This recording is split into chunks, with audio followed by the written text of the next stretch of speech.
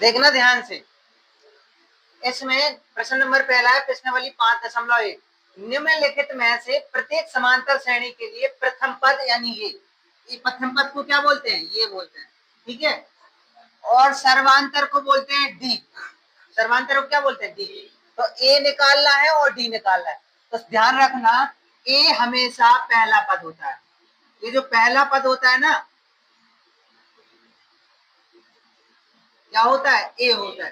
तो ए बराबर कितना है, 3। तो ए का मान आ गया 3। तो जो पहला पद है वो ए होता है, तो ए का मान, जैसे इसमें ए बराबर कितना हो जाएगा, वेरी गुड, ए बराबर हो जाएगा 11, क्योंकि हमने बताया है पहला पद क्या होता है, ए होता है। अब उसमें कहा है सर्वांतर डी ज्ञात करो। तो सर्वांतर डी का फॉर्मूला जो होता है ना, वो होता है हमेशा T2 माइनस T1, या फिर कह सकते हैं T3 माइनस T2, ये होता है डी, ठीक है, डी होता है, ठीक है। अब देखना T2 माइनस T1 का मतलब, ये देखो ये होता है T1, T2, T3, T4 dot dot आता जाता है, T1, T2, T3, T4 dot dot आता है।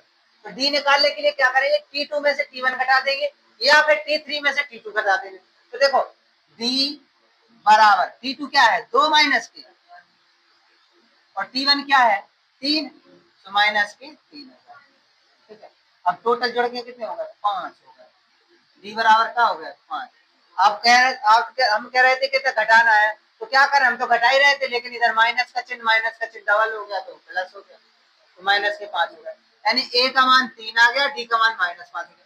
इधर भी घटाएंगे, डी बराबर क्या होता है, T2 माइनस T1, T2 कितना है 11, और T1 भी कितना है 11 में से 11 गए, डी बराबर, ए बराबर 11, डी बराबर 0। बोलो ना आया उसमें, चलो करो। तीसरा चौथा भी बता रहे हैं, इधर देख लो जैसे समझना हो, तीसरा चौथा देखना। ये जो प्रश्न नंबर पहले का तीसरा है कि 5 सही 1/2, 9 सही 1/2, 13 सही 1/2, 17 सही 1/2 में ए और डी का निकालना है। तो ए बराबर हमेशा पहला पद होता है, 5 सही 1/2 हो जाएगा, ये बराबर हो जाएगा कि नहीं हो जाएगा। और डी बराबर होता है T2 माइनस T1। तो T2 कितना है, T2 है 9 सही 1/2 माइनस 5 सही 1/2। अब चाहो सीधा सीधा घटा दो, 9.5 में से 5.5 गए, कितने बचे, 4 बचे हैं। तो या तो डायरेक्ट घटा दो तो आ गया, नहीं तो दूसरा तरीका क्या है, 9 दूनी 18, 1 9 दूनी 18 और 1 19/2, 15 10 11/2, लासा लोगे तो 2 आ जाएगा, 19 माइनस 11 कितना बचा है, 8/2, 2 से काटो 2 चौके 8, डी बराबर 4। या तो डायरेक्ट घटा दो, 9.5 5.5 गए तो 4 आ गया, नहीं तो फिर ऐसे घटा दो। और ऐसे तुम्हें इसको करना है, तो ए बराबर तो 0.6 आ गया तुम्हारा, डी बराबर क्या होता है, T2 माइनस T1, T2 कितना है 1.7, और T1 कितना 0.6, घटाओ 1.7 में से 0.6 घटाओगे, 1 बचेगा, 1.1 बचेगा, यानी डी बराबर 1.1। ठीक है, कोई दिक्कत हो तो बताओ, नहीं है ना, चलो नोट कर लो।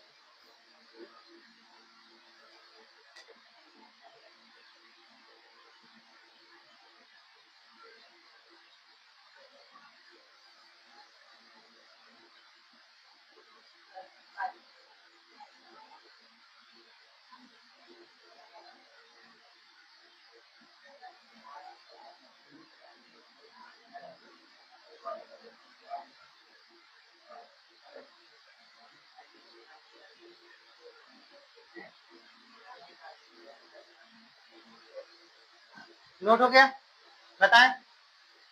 देखो निम्नलिखित में से कौन कौन समांतर श्रेणी में, जो ये दोनों में अपन लोग बताएंगे कि ये समांतर श्रेणी में है या नहीं, पहले तो ये बताएंगे। यदि कोई समांतर श्रेणी में है तो सर्वांतर मतलब डी, और उनके 3 पद भी निकालना है, ठीक है।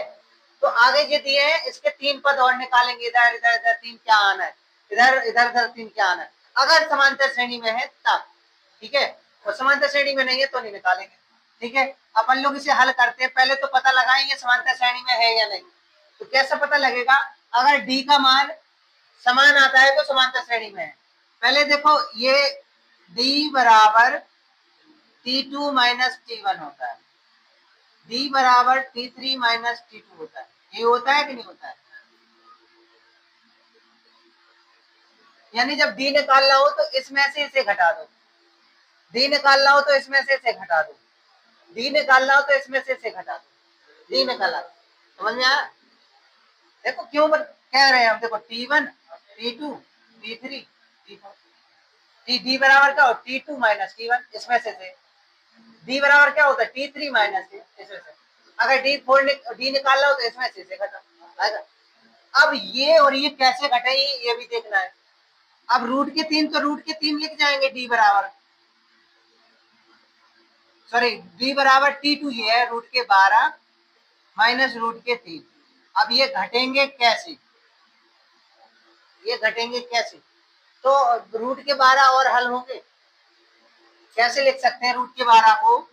देखो रूट के 12 को अपन लोग 2 गुणे 2 गुणे 3, 2 दूनी 4 किया, जोड़ा किसके बन गए 2 के, तो जो 2 बाहर निकला है, बचे रूट के अंदर 3, तो रूट के 3 पहले से, तो रूट के 12 को 2 रूट 3 लिख सकते, और 2 रूट 3 में से 1 रूट 3 घटेगा तो क्या बचा रूट 3 बचा, डी बराबर रूट 3 आया।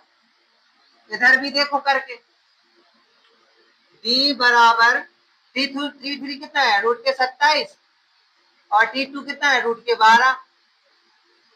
देखो रूट के 27 को हल करो, 3 गुणे 3 गुणे 3, 3 3 का 9 3 27, यानी 3 बाहर निकले 3 अंदर बचे, तो क्या हो जाए 3 रूट 3 माइनस के 2 रूट 3, 3 रूट 3 में से 2 रूट 3 गए तो कितने बचे रूट 3।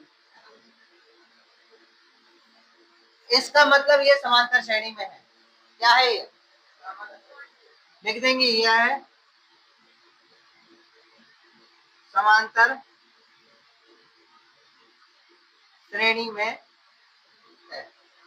ये कैसे पता चला? क्योंकि डी के मान एक जैसे आए, है कि नहीं? डी के मान एक जैसे आए ना, इसलिए समांतर श्रेणी में। अब समांतर श्रेणी में तो इनके 3 पद और निकालो, तो 3 पद पता कैसे निकलेंगे? एक श्रेणी होती है, जे रहता है हमेशा क्या ए, जे रहता है ए प्लस डी, जे रहता है ए प्लस 2D, जे रहता है ए प्लस 3D, अगला रहेगा ए प्लस 4D, अगला रहेगा ए प्लस 5D, अगला रहेगा ए प्लस 6D, ए प्लस 4D, ए प्लस 5D, ए प्लस 6D, ये निकालना है। ठीक है, तो देखो ए का मान कितना है 3 है ना, तो ए प्लस 4D, ए का मान है रूट के 3 प्लस 4, डी का मान है रूट के 3, रूट के 3 और प्लस 4 रूट के 3, कितने हो गए रूट 5 रूट के 3, ए प्लस 4D बराबर आया 5 रूट के 3। कैसे?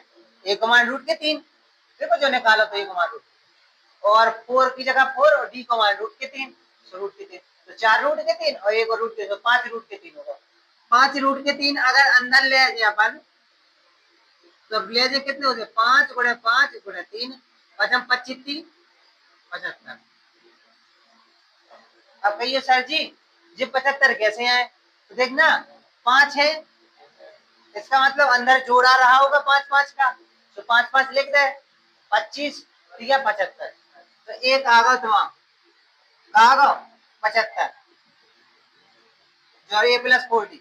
ऐसे ही निकालो ए प्लस 5D, तो ए का मान रूट के 3 प्लस 5 और डी का मान रूट के 3, सो 3 और 5 रूट 3 जोड़ दो, सो 6 रूट 3, और 6 रूट 3 को लिखे तो कितने हो जाए 6 गुणे 6 गुणे 3, 6 36 तिया कितना होता है 3 28 108, तो ये हो जाएगा 108।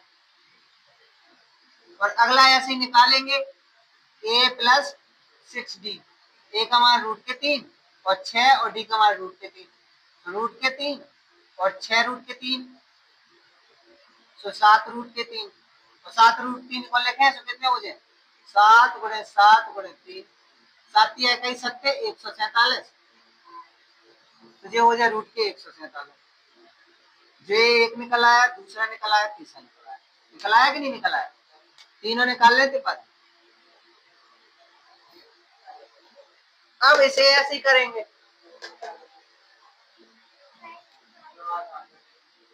ए बराबर 0.3,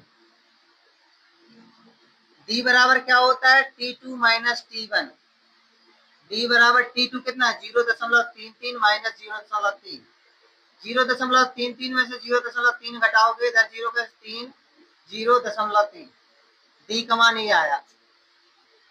डी बराबर क्या हो जाएगा T2 minus T3 minus T2, T3 कितना है 3 माइनस T2 कितना है 0.33, घटाओगे तो कितना हो जाएगा 0.333, कितना आएगा 0.003।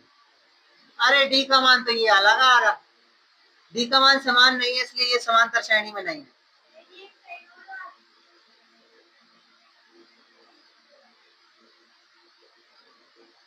इसे हल नहीं करना है क्योंकि ये समांतर श्रेणी में नहीं है।